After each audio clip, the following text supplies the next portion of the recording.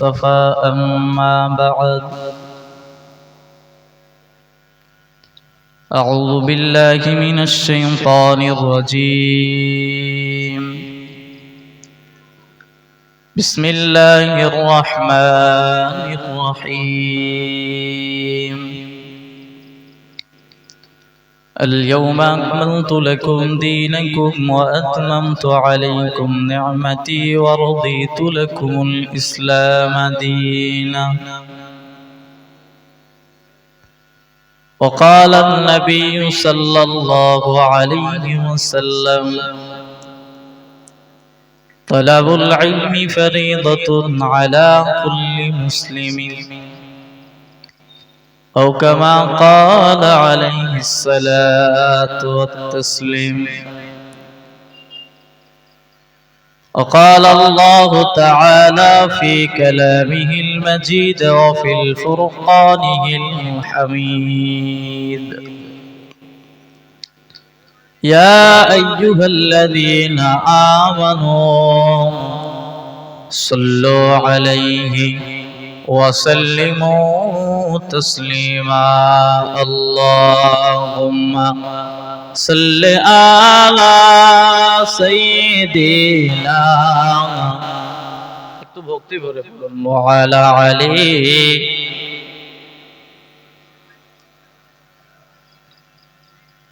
আলহামদুলিল্লাহ সমস্ত প্রশংসা গুণকীর্তন আরাধনা পাক ও জাতে ইলাহি রব্বুল আলামিনের দরবারে জানার আদেশে ইঙ্গিতে আকাশ পাতাল চন্দ্র সূর্য গ্রহ নক্ষত্র আপন দায়িত্ব পালনের মগ্ন তারি শানে সকলে সমবেত কণ্ঠে উচ্চস্বরে বলি আলহামদুলিল্লাহ। অতঃপর আখিরি জামানার নবী বদরুদ্দুজা শামসুদ্দোহা নবী মুস্তাফা সাল্লাল্লাহু আলাইহি ওয়াসাল্লামের প্রতি অসংখ্য অগণিত দরুদ ও সালামের নজরানা ভক্তিশ্রুত কণ্ঠে সকলে বলি সাল্লাল্লাহু আলাইহি ওয়াসাল্লাম।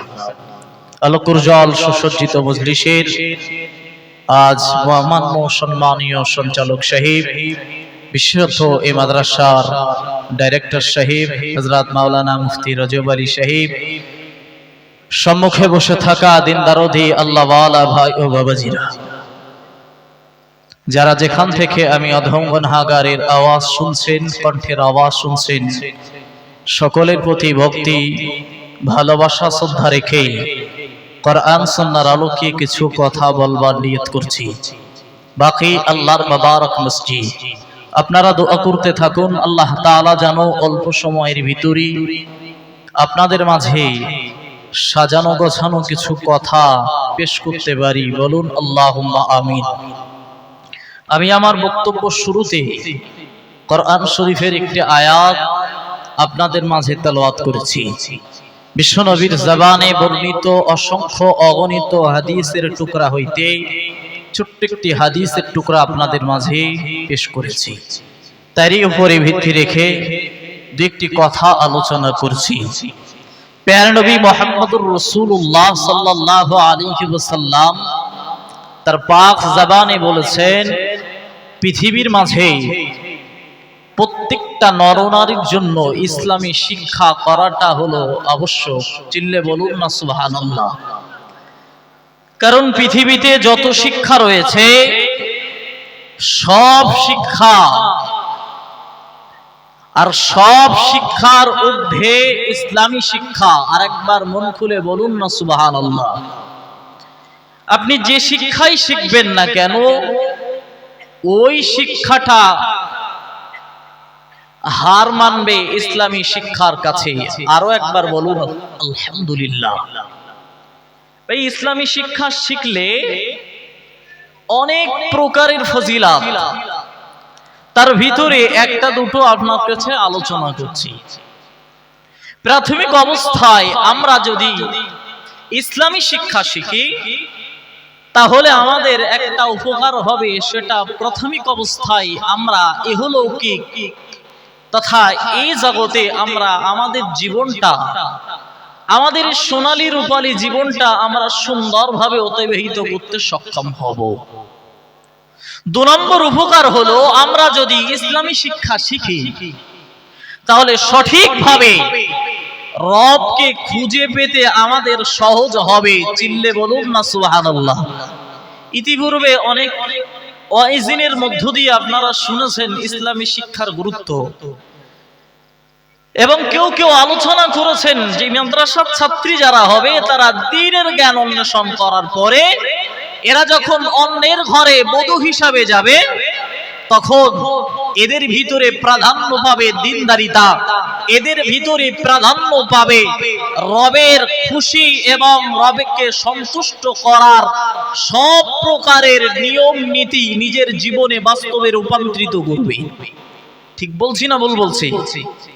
ঠিক তেমনি এরা যেমন রবের সন্তুষ্ট অন্বেষণ করার জন্য ইসলামী শিক্ষা অন্বেষণ করছে, ঠিক তেমনি আমরাও যদি ইসলামী শিক্ষা একটু শিখি তাহলে আমরা রবের সন্তুষ্ট অর্জন করতে সক্ষম হব। এখন আপনি মনে করে করতে পারেন আমার বয়স হয়েছে 40 থেকে 50 বছর কি 60 বছর, এখন তো আর শেখার সময় নাই। ভাই, পৃথিবীর জমিনে যেদিন থেকে আপনি ভূমিষ্ঠ হয়েছেন ওই দিন থেকে মৃত্যু মুখে পতিত হওয়ার আগ মুহূর্ত পর্যন্ত, কবরে যাওয়ার আগ মুহূর্ত পর্যন্ত আপনার শিক্ষা দরজা খোলা আছে। বলুন আলহামদুলিল্লাহ। বিশেষ করে অল ইন্ডিয়া সুন্নাত ওয়াল জামাতের পরিচালনায় যেমন চলছে বহু মাদ্রাসা, চলছে নারী শিক্ষা ইদারা, চলছে পুরুষ শিক্ষা ইদারা। ঠিক বলছি না ভুল বলছি? চলছে কেরালা মডেল মক্তব, যাতে আমাদের ছোট্ট ছোট্ট বাচ্চারা শিখছে কোরআন হাদিস। আপনি দীর্ঘ 5 বছর পিছিয়ে যান, আপনি দেখতে পাবেন আমাদের বাচ্চারা শুধু কোরআন শিখতো না, তাজবিদ শিখতে পারত না, কোরআনের আর কানগুলো কোরআনের শুদ্ধ পড়ার জন্য যে নিয়ম কানুন গুলো ওগুলো শিখতে পারতো এমন ছিল না। বরং ইমাম সাহেব হুজুর যেভাবে কোরআন পড়তে হয় স্বাভাবিক অবস্থায় পড়িয়ে দিত। আমাদের বাচ্চারা শুধু খতম করেই শেষ। আর আমাদের সমাজে একটা প্রথা আছে যে কোরআন খতম করতে হবে, নাই তো মনে হয় আল্লাহ হয়তো একটা গোনা টোনা লিখতে পারে। তবে এই ভুল ধারণাটাকে পরিবর্তন করে আমাদের একটু সঠিক ধারণা নিতে হবে যে কোরআন খতম আমরা অবশ্যই করব, তবে শুদ্ধভাবে আগে কোরআন শিখতে হবে। যার জন্য আমরা তথা অল ইন্ডিয়া সুন্নাত ওয়াল জামাত প্রচেষ্টায়, তাদের প্রচেষ্টায় চলেছে কেরালা মডেল মক্তব।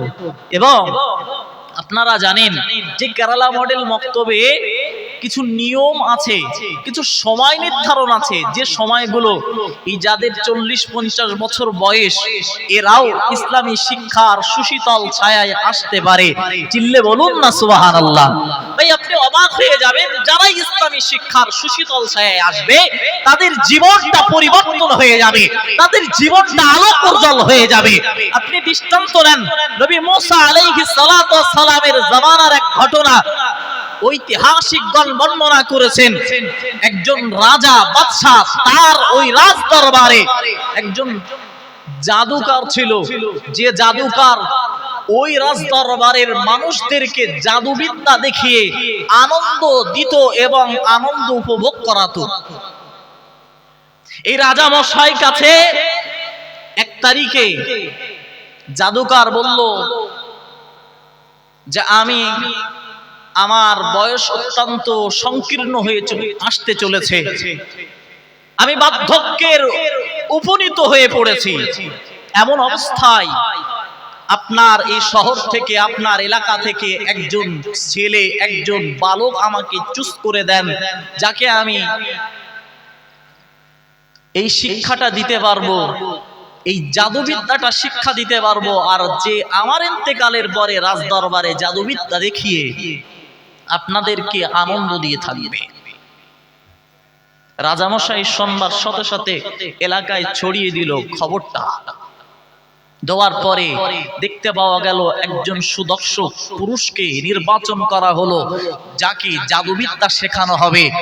এবং রাজ দরবার থেকে ঘোষণা, ওই যুবককেই শিখতে হবে। যুবক প্রথম দিন বার হয়েছেন, প্রতিমধ্যে এক আল্লাহওয়ালার সঙ্গে সাক্ষাৎ হয়ে গেল। চিল্লে বলুন না সুবহানাল্লাহ, আর একটু মন খুলে বলুন না সুবহানাল্লাহ। ওই আল্লাহওয়ালাটাই প্রথম দিনে শিক্ষা দিল রব একক, আল্লাহ ছাড়া কোনো মাবুদ নাই, আল্লাহ ছাড়া কোনো মাবুদ নাই, আল্লাহ ছাড়া কোনো রব নাই। এই কথা যখন প্রথম দিনই যুবকের ভিতরে প্রবেশ করিয়ে দিল, এই যুবক দেখলো যে আমার জীবনের এই সূচনা লগ্নে আমি যাচ্ছিলাম জাদুকারের কাছ থেকে জাদু শিক্ষার জন্য, কিন্তু প্রাথমিক অবস্থায় যে শিক্ষা শিখছি তথা যার সঙ্গে দেখা হয়েছে, যে শিক্ষা আমার প্রথমে আমার ভিতরে প্রবেশ করেছে, নিঃসন্দেহটা ভালো শিক্ষা। চিল্লে বলুন না সুবহানাল্লাহ। এরপরে এই যুবক অনেকটা সময় অতিবাহিত করে ফেলার পরে যুবক চলে গেল ওই রাজ দরবারে জাদু শিক্ষার জন্য। জাদুকার জিজ্ঞাসা করলো, কি ব্যাপার, এত দেরি কেন? তবে আল্লাহওয়ালা ব্যক্তিটা শিখিয়ে দিল, দেখো আমার কাছে যে সময় দিয়েছো, এই সময়ের কথাটা তুমি কাউকে আলোচনা করবে না। যদি তোমাকে তোমার জাদুকর ওই শিক্ষক যদি তোমাকে জিজ্ঞাসা করে যে তোমার এতটা সময় লস হয়েছে কেন, যে সময় আসার কথা এ সময় ছাড়া এতটা লেটে এসেছো কেন, বলবে বাড়িতে কাজ ছিল, বাড়িতে সমস্যা ছিল, তাই এই লেটে এসেছি। আর বাড়িতে যদি জিজ্ঞাসা করে তাহলে বলবে জাদুকারের কাছে জাদুবিদ্যা শিখতে লেট হয়ে গেছে। জাদুকারের কাছে গিয়ে হবাহব বলল যে আমার আসতে দেরি হয়েছে, বাড়িতে কিছু কাজ ছিল যার কারণে আমার আসতে লেট হয়েছে। ভাইরা আমার, মনে রাখুন, আপনি অবাক হয়ে যাবেন। আল্লাহর ওই বান্দা যখন এ কথা ওই যুবককে বলে দিল, ও যুবক, তুমি ইসলামী শিক্ষার সুশীতল ছায়ায় এসেছো, তুমি কোরআন এবং তুমি এই ইসলামী শিক্ষার সুশীতল ছায়ায় এসেছো। না না, তুমি যেন জাদুকরকে বলবে না, কারণ এ জামানার বাদশা যদি জানে আমি তোমাকে ইসলামের জ্ঞান শিক্ষা দিয়েছি, নিশ্চিতভাবে আমাকে হত্যা করে দেবে। এজন্য তুমি একটু গোপন রাখবে। এ জামানার বাদশা যিনি, উনি যদি জানে যে আমি ইসলামী শিক্ষা শেখাচ্ছি, রবের একাত্মবাদের শিক্ষা শেখাচ্ছি, তাহলে আমাকে হত্যা করে দেবে। এ যুবক, তুমি যেন কাউকে বলো না। আল্লাহর বান্দা অবাক হয়ে যাবেন। ও মুসলমানদের সন্তান, খুব খেয়াল করুন। ওই যুবক জাদুকারের কাছে চলে গেল। জাদুকারের কাছে যাওয়ার পরে ওই জাদুবিদ্যা শিখতে শুরু করলো। ও আল্লাহর বান্দা, প্রথম দিন আল্লাহর ওই মাহবুব বান্দার কাছ থেকে ইসলামের সুশীতল ছায়া আসবার কারণে, দ্বিতীয় দিন আবার ওই পথে যাওয়ার কারণে, আবার ওই আল্লাহওয়ালার সঙ্গে সাক্ষাৎ করে আবার ইসলামের জ্ঞান অন্বেষণ করে নিলেন। একবার মন খুলে বলুন সুবহানাল্লাহ।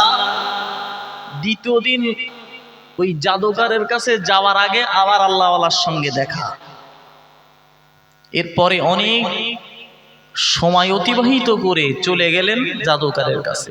একই কথা বললেন, বাড়িতে কাজ ছিল যার কারণে আসতে লেট হয়েছে। আল্লাহর বান্দা অবাক হয়ে যাবেন। ও মুসলমান ঘরের সন্তান, আপনি খুব ভালোভাবে বুঝুন। আল্লাহর ওই বান্দাটা চলতে লাগলেন এভাবে দিন যখন অতিবাহিত হতে লাগলো, এভাবে যখন দিন অতিবাহিত হতে লাগলো, এক তারিখে ওই যুবক বাইর হয়েছেন ইসলামী শিক্ষা শেখার জন্য এবং ওই জাদুকরের কাছে জাদুবিদ্যা শেখার জন্য। কারণ দুটোই শিখতে হবে।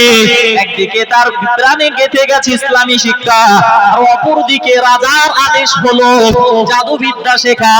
ও মুসলমান ঘরের সন্তান, আপনি অবাক হয়ে যাবেন। আল্লাহর ওই বান্দাটা যখন বাইর হলেন ঘর থেকে বাইর হওয়ার পরে রাস্তার ভিতরে চলতে লাগলেন।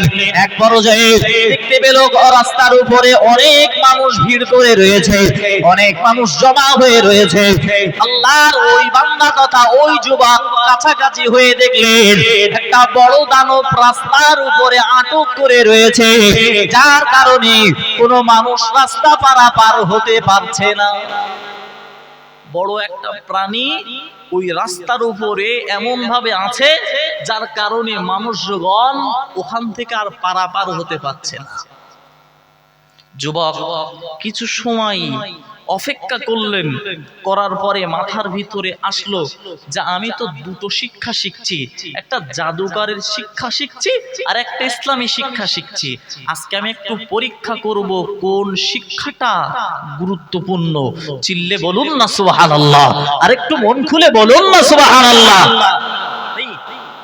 ওই যুবক মাটি থেকে একটা পাথর তুললেন, তুলে নিয়ত করলেন যে আমি এই পাথরটি ওই ইসলামী শিক্ষা শিখছি, ওই রবের নামে আমি ছুড়বো। যদি মারা যায় তথা ওখান থেকে যদি সরে যায় তাহলে বিশ্বাস করব ইসলামী শিক্ষা সত্য, আর যদি না মরে তাহলে বিশ্বাস করে নেব ওটা আমার জন্য ভালো শিক্ষা নয়, তথা ওই জাদু শিক্ষাটা আমার জন্য ভালো শিক্ষা না। ভাইরা আমার মনে রাখুন, ও মুসলমান ঘরের সন্তান, অবাক হয়ে যাবেন আপনার ওই যখন আল্লাহর ওই মাহবুব বান্দাটা একটা পাথর তুলে ওই দানবের দিকে যেই না মারলো, দেখতে পাওয়া গেল ওই দানবটা সঙ্গে সঙ্গে ওখানেই মারা গেল। একবার মন খুলে বলুন সুবহানাল্লাহ, আরো চিল্লে বলুন সুবহানাল্লাহ।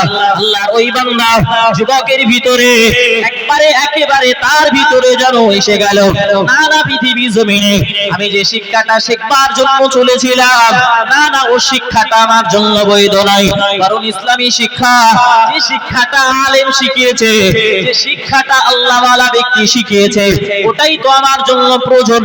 কারণ দানবকে আমি যখন বিসমিল্লাহ বলে যখন মারলাম, ওই দানবটা পৃথিবীর জমিন থেকে চলে গেল, ওই দানবটা পৃথিবীর জমিন থেকে শেষ হয়ে গেল। কিন্তু না, ওই পাথরটা তো আমি মারবার সময় নিয়ত করেছিলাম যদি না মরে তাহলে জাদুবিদ্যাটা খারাপ, নিশ্চিতভাবে আমার জন্য আর জাদুবিদ্যা শেখা যাবে না, আমার জন্য আর জাদুবিদ্যা শেখা যাবে না। এরপর দিন থেকে আল্লাহর মাহবুব বান্দা ওই যুবক, এক কথায় ওই যুবক আল্লাহর মাহবুব বান্দার কাছে ক্লাস করতে শুরু করলো, রাজ দরবারে ওই পাদ্রীর কাছে, ওই জাদুকরের কাছে আর কোনোদিন যাই না। ও মুসলমান ঘরের সন্তান, আল্লাহর বান্দা অবাক হয়ে যাবেন।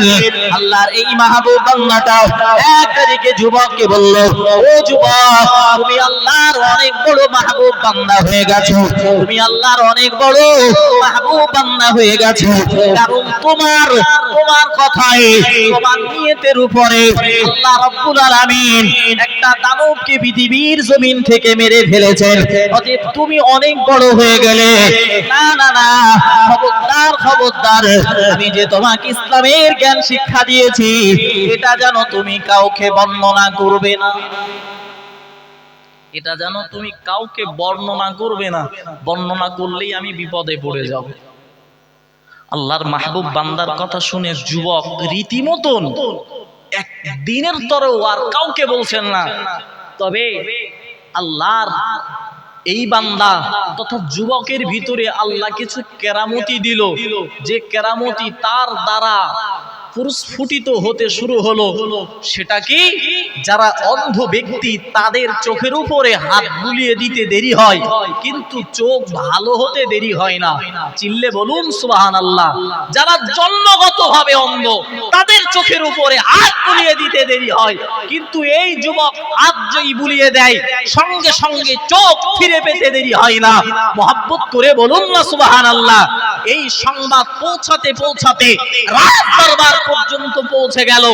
রাজ দরবারে পৌঁছানো মাত্রই ওই রাজ দরবারের একেবারে রাজার নিকটবর্তী একজন মানুষ, জন্মগত অন্ধ, অনেক অর্থ নিয়ে, সম্পদ নিয়ে এই যুবকের কাছে বাহির হতে চলল, তথা এই যুবকের জন্য, তথা এই যুবকের কাছে রওনা হতে লাগলো। যুবকের কাছে এসে কিছু পরামর্শ নেবে এবং চোখ ভালোর জন্য হাদিয়া দেবে।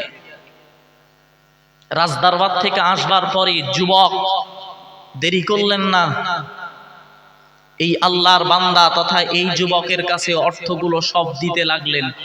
বললেন, এটা কি জন্য? বলল, এটা অন্য কিছু নয়, বরং এটা আমি দিচ্ছি আমার চোখটা ভালো করার জন্য। যুবক ডাক মেরে ওই রাজ দরবারের ওই মানুষটাকে ডেকে বললেন, না না না, আমি চোখ ফিরিয়ে দেবার কেউ নয়, বরং আল্লাহ পাক রব্বুল আলামিন আমাকে যে সক্ষমতা দিয়েছেন সেটা রবের কৃতিত্ব। এটা আমি বান্দা হিসাবে আমার কোনো কৃতিত্ব তো নাই, এটা আমার কোনো, এর ভিতরে আমার কোনো কৃতিত্ব নাই। ও মুসলমান ঘরের সন্তান, ওই যুবক আবার বলল, না না, তুমি বিশ্বাস করো রবকে, আর আমি তোমাকে তোমার চোখের উপরে হাত বুলিয়ে দিতে পারি, তবে চোখের উপরে হাত বুলিয়ে দেওয়ার আগে আমি এই অর্থগুলো নেব না। আর দ্বিতীয় নাম্বার আমার শর্ত হলো ঈমানের কলেমা পড়ে তোমাকে মুসলমান হয়ে যেতে হবে। আর তুমি যদি মুসলমান হয়ে যাও নিশ্চিতভাবে তোমার চোখের উপরেও আমি হাত বুলিয়ে দেব। তবে না না না, তুমি ঈমানদার হওয়ার পরে আমি যে তোমাকে ঈমানের কলেমা পড়িয়েছি এবং আমি যে তোমার এই জন্য সুপারিশ করেছি, আল্লাহর দরবারে দোয়া করেছি, না না, রাজ দরবারের কোন মানুষের সঙ্গে বলতে পারবে না, এমনকি রাজার সঙ্গেও বলতে পারবে না। ও মুসলমান ঘরের সন্তান, আপনি অবাক হয়ে যাবেন। আল্লাহর ওই বান্দা, রাজ দরবারের ওই বান্দাটা বলতে লাগলেন, ও যুবক, আপনাকে আমি কোনো হাদিয়া দেব না, আমি এক্ষুনি ঈমানের কলেমা পড়ে মুসলমান হয়ে যাব এবং রাজ দরবারে আমার উপরে শত বাধা এবং শত বিপত্তি আসবার পরেতেও আমি এক বিন্দুর তরে আপনার নাম করব না। একবার মন খুলে বলুন সুবহানাল্লাহ, আর একটু চিল্লে বলুন না সুবহানাল্লাহ। ও মুসলমান ঘরের সন্তান, আমি আর একটু আগিয়ে যাই। আল্লাহ পাকের ওই বান্দা যখন এই কথা বললেন, না না, আমি কাউকে বলবো না, আল্লাহর ওই বান্দাটা তার চোখের উপরে হাত বুলিয়ে দিতে দেরি হলো, আর চোখটা ফিরে পেতে দেরি হলো না। একবার মন খুলে বলুন সুবহানাল্লাহ। যখন একজন মানুষ জন্মন্ধ, নানা জন্ম থেকে কোনদিন চোখে কিছুই দেখতে পাই না, ওই ব্যক্তিটা যদি রাজ দরবারে গিয়ে সবকিছু সচক্ষে দেখতে পায়, মানুষের কাছে প্রশ্নবিদ্ধ হবে না? হবে না? হবে না? রাজ দরবারে ডাকা হলো, কি ব্যাপার, এতদিন তুমি অন্ধ ছিলে, আজকে থেকে সবকিছু দেখতে পাচ্ছ, তার মানে কোথায় গিয়েছিলে? কার কাছ থেকে এই চোখ ফিরে পেলে? বললো বলা যাবে না। রাজামশাই বলল, যদি না বলো তোমাকে পৃথিবীর জমিন থেকে সরিয়ে দেওয়া হবে। এক পর্যায়ে বিশাল পরিমাণ মারধর করা হলো। কষ্টের তাড়নায় বলে ফেললো, অমুক জায়গার অমুক যুবক আমার জন্য রবের কাছে দোয়া করেছে, আল্লাহ আমাকে চোখ ফিরিয়ে দিয়েছে এবং আমি ঈমানের কলেমা পড়ে মুসলমান হয়েছি। চিল্লে বলুন, আর একটু মন খুলে বলেন না সুবহানাল্লাহ। রাজদরবারে এই যুবককে ডাকা হলো। দেখলো যে যুবককে জাদুবিদ্যা শেখানোর জন্য যে যুবককে চুজ করেছিল, নির্বাচন করেছিল, ওই যুবকটাই আজকে রবের কাছে হাত তুলেছে আর তার কারণে চোখ ফিরে পেয়েছে। রাজামশাই দেখলো এটা হয়তো রবের কাছে চেয়েছে বটে, কিন্তু আসলে জাদুবিদ্যা দেখিয়েছে। যুবককে ডেকে বলল, ও যুবক, তুমি তো এই রাজদরবারের যে জাদুকার, তার কাছ থেকে শিক্ষা গ্রহণ করে তুমি তো আরো বড় বেশি জাদুকার, বিশাল বড় জাদুকার হয়ে গেছো, যে অন্ধ ব্যক্তি চোখ ফিরিয়ে দিয়েছ। যুবক কণ্ঠ ছেড়ে দিয়ে বললেন, আমি রবের শপথ করে বলছি, যেদিন থেকে আমি বিশ্বাস করে নিয়েছি রবকে, যেদিন থেকে আমার কাছে রবের সত্যতা প্রমাণ পেয়েছে আমার দিলে, ওই দিন থেকে আমি জাদুবিদ্যা ছেড়ে দিয়েছি এবং রবের সন্তুষ্টির জন্য আমার জীবন অতিবাহিত করে দিয়েছি। চিল্লে বলুন না সুবহানাল্লাহ, আর একটু মন খুলে বলুন না সুবহানাল্লাহ। রাজ দরবারে এবারে ওই যুবককে মারার জন্য মানুষ ফিট করা হলো। তোমাকে এই শিক্ষাটা দিল কে? অনেক মারধর করা হলো। একটাই বলল যে অমুক গ্রামে অমুক মুরব্বী ব্যক্তি, অমুক আল্লাহওয়ালা ব্যক্তি আমাকে এই শিক্ষাটা দিয়েছে। আল্লাহর বান্দা আপনি অবাক হয়ে যাবেন ও মুসলমান ঘরের সন্তান, যাদের ভিতরে ইসলামের জ্ঞান অন্বেষণ করেছে, যারা একবার ইসলামের জ্ঞান যাদের ভিতরে ঢুকে গেছে, আর যারা রবকে একবার পেয়ে গেছে, যারা রবের সন্তুষ্টি নিজের জীবনে উপলব্ধি করতে পেরেছে, তাদের সব কিছুকে ছেড়ে দিয়েছেন। যেমন ছেড়েছেন বিবি, ছেড়েছেন বাচ্চা, ছেড়েছেন জায়গা জমি, ছেড়েছেন অর্থের মায়া, ছেড়েছেন সব কিছুর মায়া। ও মুসলমান ঘরের সন্তান, আপনি আরো অবাক হবেন, এই তিনজন ব্যক্তিকে যখন এক জায়গায় করা হলো, একদিকে ওই যুবকের মনিব, ওই যুবকের যিনি প্রথম মনিব তথা প্রথম শিক্ষাধর, ওই মাস্টারকে যখন পেয়ে গেল, এবং দ্বিতীয় নম্বরে এই যুবক, আর ৩ নম্বরে রাজ দরবারের ওই রাজ দরবারের পরিবারের একজন মানুষ, তিনজনের পরপর দাঁড়িয়ে রয়েছে। এমন সময় রাজ দরবার থেকে জল্লাদকে ডাকা হলো, ও জল্লাদ, মনে রাখো, তুমি এই যুবকদেরকে মাথা থেকে শিরোচ্ছেদ করে দাও, মাথা থেকে তুমি এই মানুষদেরকে একেবারে ভাগ করে দাও। ও মুসলমান ঘরের সন্তান, দেখতে পাওয়া গেল ওই যুবকদের ভিতর দিয়ে একজন যুবকও রবের সন্তুষ্টির জায়গা থেকে পিছু হটলো না। একবার মন খুলে বলুন সুবহানাল্লাহ।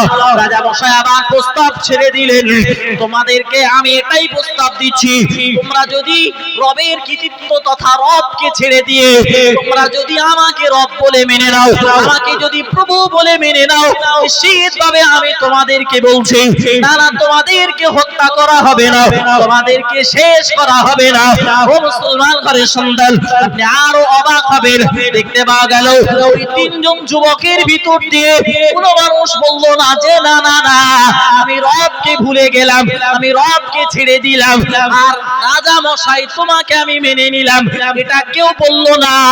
এরপরে দেখতে পাওয়া গেল ওই রাজ দরবার থেকে রাজা আদেশ দিয়ে দিল, ও জল্লাদ, এবার তুমি এই মানুষদের ভিতর দিয়ে যে ব্যক্তি আমার রাজ দরবারের, ওই মানুষটাকে আগে মাথা থেকে আলাদা করে দাও। মাথা থেকে আলাদা হবে, কিন্তু এমন ভাগে আলাদা হবে, মাথার মাঝখান দিয়ে আলাদা হবে, মাথার মাঝখানে মারা হবে, মাথাটা দুভাগে বিভক্ত হবে। রাজদরবারের যে মানুষটা, ওই মানুষটাকে আগে মেরে ফেলা হলো, ইসলাম থেকে সরে গেল। দ্বিতীয় পালা এই যুবকের ওস্তাদ, ওই আল্লাহওয়ালার, ওনাকেও পৃথিবীর জমিন থেকে সরিয়ে দেওয়ার জন্য ওনার মাথাও আঘাত করা হলো, মাথাটা দুভাগে বিভক্ত হয়ে গেল, ইসলাম ছাড়লো না। চিল্লে বলুন না সুবহানাল্লাহ। তারা ইসলামিক জ্ঞান অন্বেষণ করে তারা নিজের জীবনে রবকে পাওয়ার চেষ্টা করেছে, আর আমরা ইসলামী শিক্ষা শিখে আমরা বাহবালটার জন্য আর আমরা পকট পূজার জন্য, ঠিক বলছি না ভুল বলছি? একটু কথা বলেন, ঠিক বলছি না ভুল বলছি? আমরা চাই একটু যদি আমরা শিক্ষিত হই, তাহলে আমাদের ধারে পাশে আসে কে? ঠিক বলছি না ভুল বলছি? ভাইরা আমার, অবাক হয়ে যাবেন ও মুসলমান ঘরের সন্তান, রাজদরবার থেকে এবার যুবককে আদেশ দেওয়া হলো, না না না, এই যুবককে এভাবে মারা যাবে না, বরং পাহাড়ের উপরে নিয়ে যাওয়া হবে, এবং ওই পাহাড় থেকে এই যুবককে ঠেলা মেরে একে ফেলে দেওয়া হবে। আর পাহাড় থেকে পড়ে যাওয়ার পরে একেবারে শেষ পর্যায়ে আসতে মাটিতে পৌঁছানো মাত্রই তার কিছুই অস্তিত্ব পাওয়া যাবে না। পাহাড়ের একেবারে চূড়ায় নিয়ে যাওয়া হবে, আর ওখান থেকে মানুষ তাকে ঠেলা দেবে, আর ঠেলা দেওয়ার কারণে এই মানুষটা, এই যুবকটা পড়ে যাবে। পাথরটা তো কি বলবো বাবু, আপনারা যারা দেখেছেন বড় বড় পাহাড়, ওই পাহাড় তো একেবারে সাজানো গোছানো নয়, বরং এখানে একটা যেভাবে সাজানো, ওই উপর থেকে ছেড়ে দেওয়া মাত্রই মানুষের গোস্ত মাংসগুলো পাথরের সঙ্গে লেগে যাবে, শেষ পর্যায়ে তথা মাটিতে পৌঁছানোর আগেই কোনো অস্তিত্ব খুঁজে পাওয়া যাবে না। এই যুবকের শাস্তি এটাই দেওয়া হবে। আল্লাহর বান্দা অবাক হয়ে যাবেন, এই যুবককে নিয়ে যাওয়া হলো ওই পাহাড়ের চূড়ার উপরে যখন নিয়ে যাওয়া হলো, দেখতে পাওয়া গেল অনেক মানুষ মিলে এই যুবককে ঠেলা মেরে এবার ফেলে দেবে। আর যুবক রবের দরবারে হাত উঠালেন আর বললেন, ও রব্বুল আলামিন আল্লাহ, আপনার দরবারে আমার মিনতি, আপনি রব, আপনাকে আমি বিশ্বাস করেছি, আপনাকে আমি স্বীকারোক্তি দিয়েছি, নিশ্চিতভাবে আপনি আমার বাঁচানোর মালিক, আপনি আমার স্রষ্টা, আপনি আমার মালিক। নিশ্চিতভাবে না যারা পৃথিবীর মানুষ শত চেষ্টা করবার পরেতেও তারা আমাকে মারতে পারবে না যদি আপনি আমাকে না মারেন। একবার মন খুলে বলুন সুবহানাল্লাহ। আমাদের বাঙালি ভাষায় একটা কথা আছে, মারে আল্লাহ তো রাখে কে, আর রাখে আল্লাহ তো মারে কে। ঠিক বলছি না ভুল বলছি? যুবক আল্লাহর দরবারে দোয়া করলেন, ও রব্বুল আলামিন আল্লাহ, আপনি আমাকে বাঁচালে পৃথিবীর কোনো মানুষ আমাকে মারতে পারবে না। দোয়া করতে দেরি হলো, দেখতে পাওয়া গেল ওই যুবক যারা এই যুবকের জন্য মারতে গিয়েছিল, রাজার কথা শুনে, ওই বাদশার বাদশিত্ব কথা শুনে যখন ওই যুবককে মারার জন্য পাহাড়ের অর্থ একেবারে চূড়ায় পৌঁছে গিয়েছিল, আল্লাহ তাদের জন্য ওই পাথরটা কাঁপুনি শুরু করে দিল। ওই পাহাড়টা তাদের জন্য ভূমিকম্পের মতো হতে লাগলো। আর যার কারণে দেখতে পাওয়া গেল ওই যতগুলো মানুষ রাজ দরবার থেকে যুবককে ফেলার জন্য গিয়েছিল, সব মানুষগুলো পড়ে গেল। যুবক একেবারে সুস্থ হালাতে নিচেই পৌঁছে গেল। একবার মন খুলে বলুন সুবহানাল্লাহ, আর একটু মহব্বত করে বলুন সুবহানাল্লাহ। সব মানুষ শেষ হয়ে গেল, কিন্তু রাজ দরবারের ওই যুবককে মারার জন্য রাজ দরবার থেকে অনুমতি দেওয়া হয়েছিল। ও যুবকের কিছু হলো না, নিশ্চিতভাবে ও যুবকের ভিতরে ঈমান ছিল। আর একবার মন খুলে বলুন সুবহানাল্লাহ। সুস্থ হালাতে আর দেরি করলেন না, বাড়িতে পৌঁছে গেলে এই রাজ দরবারে আবার পৌঁছে গেলেন। রাজ দরবারে যখন পৌঁছালেন, রাজা দেখে একেবারে চক্ষু চড়ক গাছে, কি সর্বনাশ, এতগুলো মানুষ পাঠালাম তারা কেউ ফিরল না, তুমি কিভাবে ফিরলে, কিভাবে?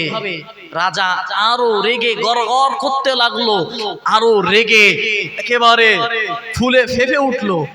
আমরা কখনো কখনো রেগে যাই, কিছু বলতে পারি না, এইরকম একটা ভাবমূর্তি আসে না, আসে না? তো রাজা এইভাবে রেগে গেল এবং আবার ডাকলেন তার রাজ দরবারের কিছু চেলাদেরকে, ডেকে বলল, একে এভাবে যখন মারা সম্ভব হয়নি, একে নিয়ে চলো ওই সমুদ্রের কাছে এবং নৌকায় তুলে মাছ বাড়াবার যাওয়ার পরে ঠেলে ফেলে দেবে, এরপরে সমুদ্রের মাছ একে খেয়ে নেবে, অন্তত নিষ্কৃতি একটু পাবো এই যুবকের হাত থেকে। ভাইরা আমার মনে রাখুন, রাজ দরবার থেকে আবার যখন এই যুবকের জন্য মানুষ চুজ করে দেওয়া হলো, মানুষ যখন নির্ধারণ করে দেওয়া হলো এই যুবককে মারার জন্য, যুবককে নিয়ে চললো সমুদ্রের কিনারার কাছে, নৌকার মাঝে তোলা হলো।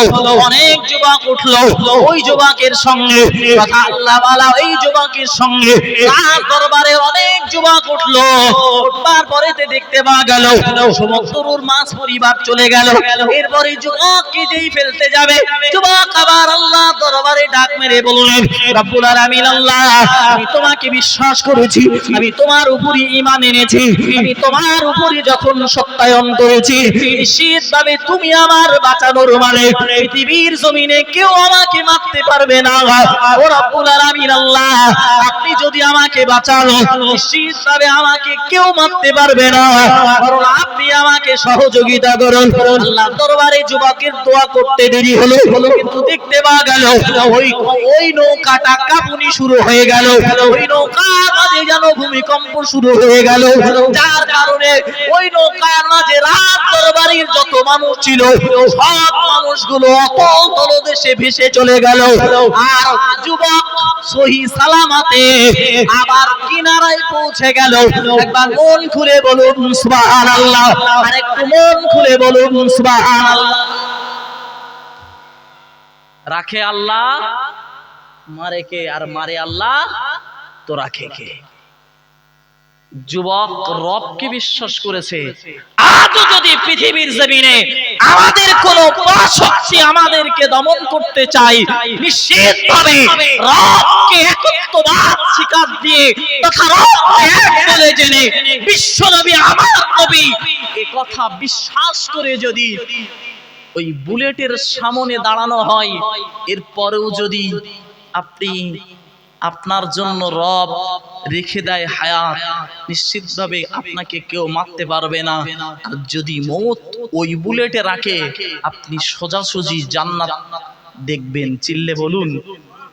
কারণ যার প্রতি রবের ভালোবাসা, যার প্রতি আল্লাহর ভালোবাসা, তার জন্য তো আর কিছুই নাই। রবের জন্যই জানিয়ে দিয়েছেন, কুল ইন কুনতুম তুহিব্বুনাল্লাহ ফাত্তাবিউনি ইউহিব্বুকুমুল্লাহ ওয়া ইয়াগফির লাকুম যুনুবাকুম আল্লাহু গফুরুর রহিম। আল্লাহ পাক রব্বুল আলামিনের, আল্লাহ পাক রব্বুল আলামিন জানিয়ে দিলেন, ও জগৎবাসী মনে রাখো, যদি আমি আল্লাহ পাক রব্বুল আলামিন আমাকে তোমরা ভালোবাসতে চাও, তাহলে ফাত্তাবিউনি, তোমরা অনুসরণ করো আখিরি জামানার নবী মুহাম্মদুর রাসূলুল্লাহ সাল্লাল্লাহু আলাইহি ওয়াসাল্লামকে। ও মুসলমান ঘরের সন্তান, আল্লাহর বান্দা মনে রাখো, আজ পৃথিবীর জমিনে আমাদের মাঝে নবী নাই, তবে আমরা নবীকে কিভাবে ভালোবাসবো, নবীর প্রেম আমাদের জীবনে কিভাবে বাস্তবে রূপান্তরিত করব, ও আল্লাহর বান্দা, এটা আমাদের ভিতরে জাগ্রত হতে পারে। আমরা রবকে কিভাবে সন্তুষ্ট করব, রবের কিভাবে সন্তুষ্ট আমরা পেতে পারি। আল্লাহর বান্দা, আপনি রবকে যদি সন্তুষ্ট করতে হয়, রবকে যদি সন্তুষ্ট করতে হয়, আল্লাহ পাক রব্বুল আলামিন কোরআনের আয়াত নাযিল করে জানিয়ে দিলেন, মাতাকুমুর রাসূলু ফাখুযুহু ওয়া মানাকুম আনহু ফানতাহু। আল্লাহ পাক রব্বুল আলামিন ডেকে বললেন, ও আমার বান্দা বান্দীরা মনে রাখো, আমার নবী তোমাদেরকে যেটা দিয়েছেন ওটা তোমরা তোমাদের জীবনে বাস্তবে রূপান্তরিত করো, তোমরা তোমাদের জীবনে আঁকড়ে ধরো। আর আমার রাসূল তোমাদেরকে যেটা বর্জন করতে বলেছেন, আমার রাসূল তোমাদেরকে যেটা নিষেধ করতে বলেছেন, ওটা তোমরা পরিহার করো। নিশ্চিতভাবে রাসূলের ভালোবাসা হবে এবং আল্লাহরও ভালোবাসা হয়ে যাবে। একবার মন খুলে বলুন সুবহানাল্লাহ, আর একটু চিল্লে বলুন না সুবহানাল্লাহ। ও মুসলমান ঘরে সন্তান, আর যারাই রাসূলকে ভালোবেসেছেন, যারা স্বচক্ষে রাসূলকে দেখে রাসূলের জীবনটা নিজের জীবনে বাস্তবে রূপান্তরিত করেছেন, তারা প্রত্যেকেই এক একজন সাহাবী। আর তারা তাদের সম্পর্কে আখিরি জামানার নবী মুহাম্মদুর রাসূলুল্লাহ সাল্লাল্লাহু আলাইহি ওয়াসাল্লাম নিজেই জানিয়ে দিয়েছেন, আমার এক একজন সাহাবা আকাশের নক্ষত্রের ন্যায়। আর একবার মন খুলে বলুন সুবহানাল্লাহ। আর যে কোন সাহাবাকে তোমরা অনুসরণ আর অনুকরণ করবে, তো তোমরা হেদায়েতের পথ পেয়ে যাবে। আর একবার মন খুলে বলুন সুবহানাল্লাহ। তোমরা যাকেই অনুসরণ করবে, যাকেই তোমরা মান্যতা দিয়ে চলবে, যে সাহাবাকেই মান্যতা দিয়ে চলবে, তোমরা হেদায়েতের পথ পেয়ে যাবে। আর একবার মন খুলে বলুন না সুবহানাল্লাহ।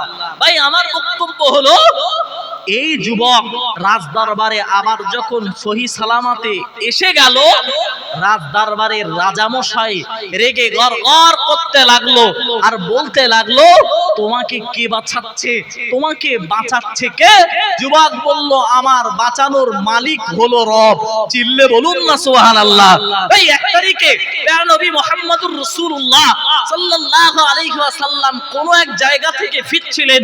রাসূল ক্লান্ত হয়ে একটা গাছের তলায় বিশ্রাম নেওয়ার জন্য বসে গেলেন। বসে নেওয়ার পরে এই একজন যুবক তথা একজন ইহুদি এসে রাসূলের বুকের উপরে চড়ে বসে একটা উলঙ্গ তরবারি রাসূলের গলার ওখানে ধরে বলল, কে বাঁচাবে মুহাম্মদ, কে বাঁচাবে? রাসূল সেদিন বলেছিল, আমার রব বাঁচাবে। এই কথা বলার সাথে সাথে ওই যুবকের হাত থরথর করে কাঁপতে কাঁপতে জমিনে তরবারিটা পড়ে গিয়েছিল। একবার মন খুলে বলুন না সুবহানাল্লাহ। এই যুবকের কথা অনেক আগে এই যুবকও সেদিন বলেছিল, আমার রব আমাকে বাঁচাবে। রাজ দরবারের রাজা বলল, তাহলে তোমাকে মারা সম্ভব হবে না। বলল রাজার দরবারে এই যুবক বলল, আমাকে মারা সম্ভব হবে, তবে আমার কথা মোতাবেক যদি মারো তাহলে আমাকে মারতে পারবে। তোমাকে মারার জন্য কি পন্থা অবলম্বন করতে হবে? পন্থা একটা অবলম্বন করতে হবে, সেটা হলো রাজ দরবার থেকে ঘোষণা দিতে হবে, এত অঞ্চলের তথা আপনার রাজ দরবার থেকে ঘোষণা দিতে হবে, আপনার যত প্রজা আছে সব মানুষ একটা ময়দানে উপস্থিত হবে। আর ওই ময়দানে উপস্থিত হওয়ার পরে একজন ব্যক্তি আমার জন্য তীর সঞ্চয় করবে, তীরবিদদের জন্য আমার দিকে তীর টানবে, তবে এত জোরে বিসমিল্লাহ রবের নাম নিয়ে বলবে যে শব্দটা আপনার প্রজারা সবাই যেন শুনতে পায়। চিল্লে বলুন, আর একটু মন খুলে বলুন না সুবহানাল্লাহ।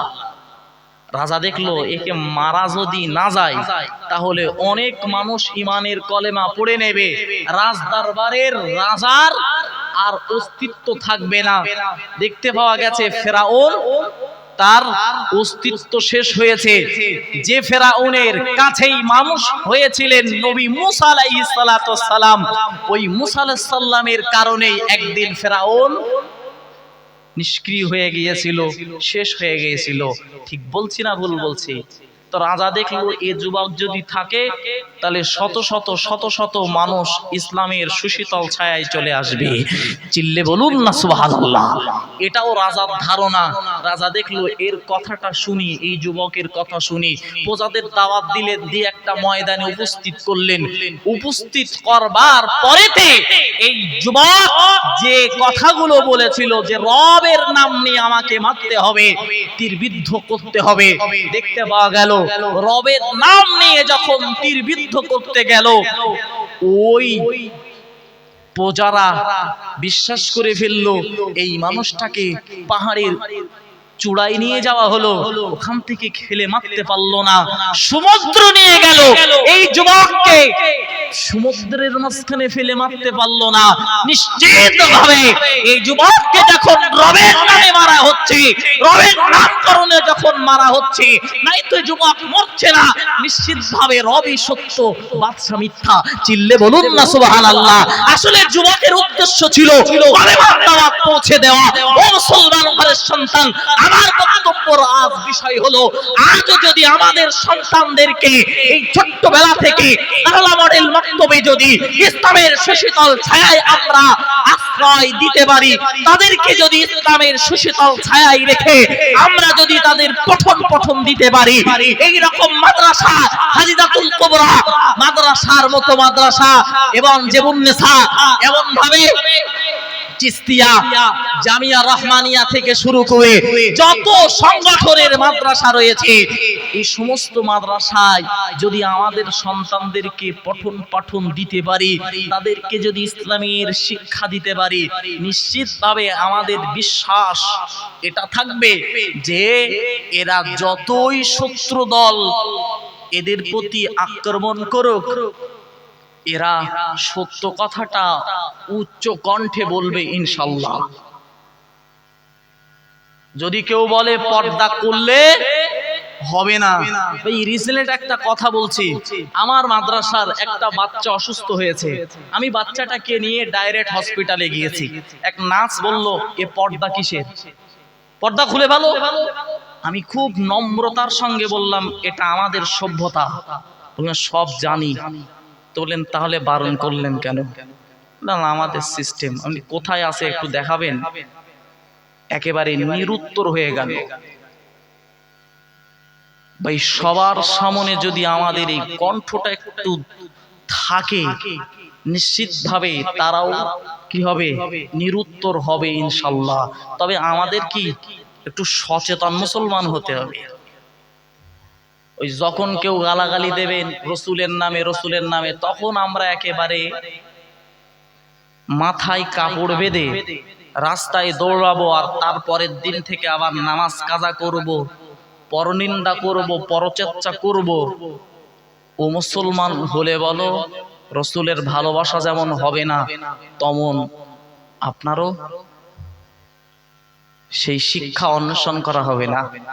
ভাই আরো একটা কথা বলি, আমাদের এলাকার বাজারের মসজিদে আমি জুমার দিনে আমার ছোট্ট ছেলে 2 বছর বয়স, আমি তাকে নিয়ে নামাজ পড়তে যাই। আমার বড় ভাই একটা ছেলে আছে, তাকে নিয়েও নামাজ পড়তে যাই। তো ছোট্ট বাচ্চার হলে একটু দুষ্টুমি করে, একটু জ্বালাতন করে। তো একজন যুবক নামাজ শুরু হবে এমন একটা সময় আমি আমার আব্বাকে বলছি আপনি একেবারে কাতারের শেষ প্রান্তে দাঁড়াবেন, আর দাঁড়ানোর পরে একেবারে সাইডে ছেলে দুটোকে দাঁড় করাবেন। তো একজন যুবক বলল যে যেখানেই দাঁড়াবে সেখানেই তো সমস্যা, ও যেখানে দাঁড়াচ্ছে দাঁড়াক না, কোনো সমস্যা নেই, কারোর তো নামাজ হবে না। সঙ্গে সঙ্গে আমি ওই যুবককে বললাম, বাবু আপনার এটা ভুল হচ্ছে, এই ছোট্ট ছোট্ট বাচ্চারা যদি মসজিদে এসে যদি এখন থেকে না আসে, আপনাদের বয়সে যদি আসে, তাহলে আত্তাহিয়াতুটা আর ভালো করে পড়তে পারবে না, দাঁত ভেঙে যাবে, তারপরেও উচ্চারণ হবে না। এবং এরা যদি মসজিদে আজকে না আসে, তাহলে নিশ্চিতভাবে আগামী প্রজন্ম নামাজি হবে না। দেখলাম একেবারে আর কিচ্ছু বলছে না। পরে আমার কাছ থেকে আবার কিছু জিনিস জানতে চাইলো। আমি তাকে বললাম, ভাই আমাদের বক্তব্য, যারা শিখতে চাচ্ছে, যারা জানতে চাচ্ছে, তাদের জানাতে হবে। এবং আমরা এই মসজিদগুলোতে, আমার এই বক্তব্যের সাবজেক্টের ভিতরে এটা নয়, তবে আমি একটু এসেছে বলে কথার কথা বলে ফেলছি। মসজিদে যে সমস্ত বাচ্চারা আসবে, তাদেরকে আপনারা হাঁকা ডাকা দেবেন না, তাদেরকে কটু কথা বলবেন না, কারণ আপনাদের ইন্তেকালের পরে, আপনারা চলে যাওয়ার পরে ওই মসজিদগুলো আবাদ করবেই ওরা। আর আজকে যদি ওদেরকে না পাওয়া যায় মসজিদের ভিতরে, আবাদ করার মানুষ পাওয়া যাবে না। আজ ফজরের নামাজে আমাদের গ্রাম্য এলাকায় তথা মুসল্লি পাওয়া যায় না। আজ থেকে যদি আমরা নিয়ত করে আমাদের সন্তানগুলোকে মসজিদে নিয়ে যাব, প্রতি ওয়াক্তে তারা দুষ্টুমি করবে, নিশ্চিতভাবে দুষ্টুমি করতে করতে এক পর্যায়ে তারা নামাজি হবে। চিল্লে বলুন না সুবহানাল্লাহ। আমার পূর্বে একজন বক্তা হযরত মাওলানা সম্ভবত আশিক একজন বলছিলেন যে একজন আল্লাহর মাহবুব বান্দা, যার নামাজের পাটির নিচে কি দেওয়া হতো, মিষ্টি দেওয়া হতো। মা আল্লাহওয়ালা ছিল, বাপ আল্লাহওয়ালা ছিল, তার মিষ্টি দেওয়ার কারণটা অন্য কিছু ছিল না, বরং মিষ্টি দেওয়ার কারণটা ছিল নামাজের প্রতি তাকে উদ্বুদ্ধ করা।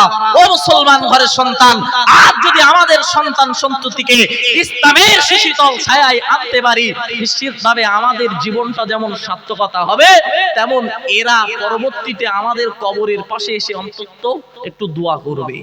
ঠিক বলছি না ভুল বলছি? ভাইরা আমার মনে রাখুন, ও মুসলমান ঘরের সন্তান, আমি আর একটু এগিয়ে যাই। এইজন্য প্যারা নবী মুহাম্মদুর রাসূলুল্লাহ সাল্লাল্লাহু আলাইহি ওয়াসাল্লাম, নবী আমার 1400 বছর পূর্বে জানিয়ে দিয়েছেন, ও আমার সাহাবারা, একজন মানুষ সারা রাত ধরে ইবাদত করবে, সারা রাত ধরে উপাসনা করবে, আল্লাহর গুণকীর্তন করবে, আল্লাহর আরাধনা করবে, আল্লাহকে পাওয়ার জন্য বারবার চেষ্টা করবে, তবে না না না, ওই ব্যক্তির তুলনায় একজন ব্যক্তি আল্লাহর ওই জ্ঞান, আল্লাহর পাঠানো যে ধর্ম, ওই ধর্মকে জ্ঞান অন্বেষণের জন্য বসে যাবে, ওই আবেদ ব্যক্তির তুলনায় জ্ঞান অন্বেষণকারী ব্যক্তির সবটা বেশি হবে। একবার মন খুলে বলুন সুবহানাল্লাহ, আরো চিল্লে বলুন সুবহানাল্লাহ। ও মুসলমান ঘরের সন্তান, আল্লাহর বান্দা, আমি আর একটু এগিয়ে যাই। যারা জ্ঞান অন্বেষণ করে ওই মতন আমল করবে, নিশ্চিতভাবে তাদের জীবনটা আলোক উজ্জ্বল হয়ে যাবে। আপনি একবার একটু লক্ষ্য করুন, নবী মুহাম্মদুর রাসূলুল্লাহ সাল্লাল্লাহু আলাইহি ওয়াসাল্লাম সাহাবা হযরত আবু হুরায়রা রাদিয়াল্লাহু তাআলা আনহু, একেবারে দুর্বল সাহাবা। ও মুসলমান ঘরের সন্তান, নবী মুহাম্মদুর রাসূলুল্লাহ সাল্লাল্লাহু আলাইহি ওয়াসাল্লামের একদিন দয়ার নবী ওই মসজিদে নববীর সামনে হযরত আবু হুরায়রা বসে রয়েছেন, উদ্যত অবস্থায় দিন শেখবার জন্য। তার কাছ থেকে শিখবেন না, না হযরত আবু বকরের কাছ থেকে শিখবেন। একটা শেখার উদ্দেশ্য, আর একটা উদ্দেশ্য হলো তার পেটে অত্যন্ত ক্ষুধা, অত্যন্ত ক্ষুধার যন্ত্রণায় পাথর বেঁধে রেখেছে। আর দুই নম্বর উদ্দেশ্য হলো তাকে মেহমান যেন বানাই। ও আল্লাহর বান্দা, দেখতে পাওয়া গেল আর ওই বান্দা হযরত আবু হুরায়রা রাদিয়াল্লাহু তাআলা আনহু অপেক্ষা করতে লাগলেন। অপেক্ষা করতে করতে এক পর্যায়ে ওই রাস্তা দিয়ে আল্লাহর নবী সাহাবা হযরত আবু বকর ওই রাস্তা দিয়ে অতিক্রম করেছে। হযরত আবু বকরকে সালাম দিয়ে তার কাছে রাসূলের হাদিস জিজ্ঞাসা করতে লাগলেন। যাকে হাদিস জিজ্ঞাসা করার পরে না না উনি বুঝতে পারলেন না, তার হাদিস জিজ্ঞাসা করার উদ্দেশ্য ছিল আমি ক্ষুধার্ত, আমাকে একটু বুঝবে। আর হযরত আবু হুরায়রা রাদিয়াল্লাহু তাআলা আনহুকে মেহমান বানাবেন। উদ্দেশ্য হলো একদিকে শিক্ষা আর অপর দিকে আমার আমি যে ক্ষুধার্ত, এর জন্য আমাকে একটু জিজ্ঞাসা করব, উনি বুঝতে পারবেন যে আমার পেটে পাথর বাঁধা, আমাকে কোথায় নিয়ে যাবেন? তার বাড়িতে নিয়ে যাবেন। ভাই দেখতে পাওয়া গেল হযরত আবু বকর উনি বুঝতে পারলেন না, চলে গেলেন। উনি অপেক্ষা করতে লাগলেন হযরতে আবু হুরায়রা রাদিয়াল্লাহু তাআলা উনি অপেক্ষা করতে লাগলেন হযরত ওমর ফারুকের জন্য, উনিও আসলেন, চলে গেলেন। এরপরে অপেক্ষা করতে লাগলেন আখিরি জামানার নবী নবী মুহাম্মদুর রাসূলুল্লাহ সাল্লাল্লাহু আলাইহি ওয়াসাল্লামের জন্য। চিল্লে বলুন সুবহানাল্লাহ। রাসূল দেখলেন আবু হুরায়রাকে, আর দেখা মাত্রই মুস্কি হাসি দিলেন। একবার মন খুলে বলুন না সুবহানাল্লাহ। এতেই আবু হুরায়রা বুঝে গেলেন যে রাসূল বুঝতে পেরেছেন, এজন্য মুস্কি হাসি দিয়েছেন।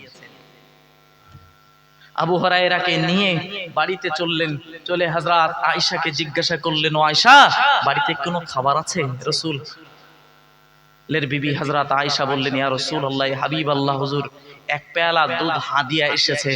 রাসূল বললেন, ওটা আমাকে দাও। রাসূল নিয়ে আসলেন, আসহাবে সুফফার কাছে নিয়ে আসলেন। সুফফার কাছে এসে আবু হুরায়রার হাতে ওই পেয়ালাটা দিলেন। দেওয়ার পরে বললেন, ও আবু হুরায়রা, তুমি এবারে আসহাবে সুফফাদের এই দুধটাকে পান করাতে শুরু করো।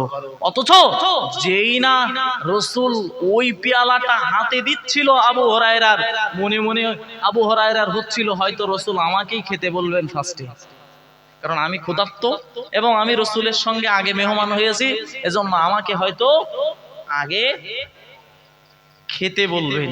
ভাই অবাক হয়ে যাবেন বাবু, আল্লাহ পাকের নবীর সাহাবা হযরত আবু হুরায়রা রাদিয়াল্লাহু তাআলা আনহু এই নিয়ত করে যখন পেয়ালাটাই হাত দিলেন, দেখতে পাওয়া গেল ওই পেয়ালায় রাসূল বললেন আসহাবে সুফফাদের দিতে। আসহাবে সুফফাদের যেই দিতে বললেন, নিজের মনটা যেন একটু ছোট মতন হয়ে গেল, খারাপ মতন হয়ে গেল। আসলে ঈমান হারাচ্ছেন না বাবু, বা এখানে কোনো অসন্তুষ্টি প্রকাশ করছেন না হযরত আবু হুরায়রা, কিন্তু মনে মনে করছেন যে আমি ফার্স্টে আসলাম কিন্তু আমাকে দিল না। এরকম একটা মানে মনে হচ্ছে যে আমার তো বিশাল ক্ষুধা, আমার তো অনেক তৃষ্ণা। উনি পান করাতে লাগলেন ডান দিক থেকে। পান করাতে করাতে রাসূলের দিকে তাকাই, একজন করে পান করায় আর রাসূলের দিকে তাকাই, মনে মনে করে হয়তো এবারে রাসূল আমাকেই বলবে।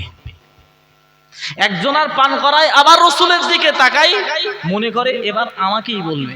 অথচ সবার যখন শেষ হয়ে গেল, আবু হুরায়রা মনে মনে করছে এক পেয়ালা দুধ এতগুলো মানুষ খেলো, আর এতে কি আর হাসে? এতে কি আর হাসে? ওই পেয়ালাটা ছোট্ট পেয়ালা, সবাই পান করে নিল, যথা পরিমাণ সবাই পান করলো। অথচ খেয়াল নেই আবু হুরায়রার যে পেয়ালা যতটা ছিল দুধ ততটাই আছে। চিল্লে বলুন না সুবহানাল্লাহ, আর একটু মন খুলে বলুন না সুবহানাল্লাহ। এই রাসূল পাক সাল্লাল্লাহু আলাইহি সাল্লাম আবু হুরায়রাকে বললেন সবাইকে পান করাতে, সবাইকে পান করালো হলো। রাসূল বললেন, আবু হুরায়রা তুমি পান করো। মনে মনে করছে আবু হুরায়রা এতে কি আর আছে? উনি রাসূল বলেছেন, পেয়ালায় মুখ দিলেন, চুমুক দিতে শুরু করলেন, খেয়ে তৃপ্তি অনুভব হলো। রাসূল বললেন আবার খাও, আবার খেলো। রাসূল বললেন আবারও খাও, খেলেন, একেবারে পরিতৃপ্ত করে নিলেন। এরপরে আবু হুরায়রা ফিরে দেখলেন যতটা দুধ পেয়ালায় আমার হাতে দিয়েছিল ততটাই রয়ে গেছে। চিল্লে বলুন না সুবহানাল্লাহ, আর একটু মহব্বত করে বলুন না সুবহানাল্লাহ। ভাই আমার বক্তব্যের উদ্দেশ্য হলো তারা সময় অতিবাহিত করেছে, তারা তাদের জীবনটাকে অতিবাহিত করেছে ইসলামের জন্য, পেটে পাথর বেঁধেছে শুধু একটু জ্ঞান সঞ্চয়ের জন্য।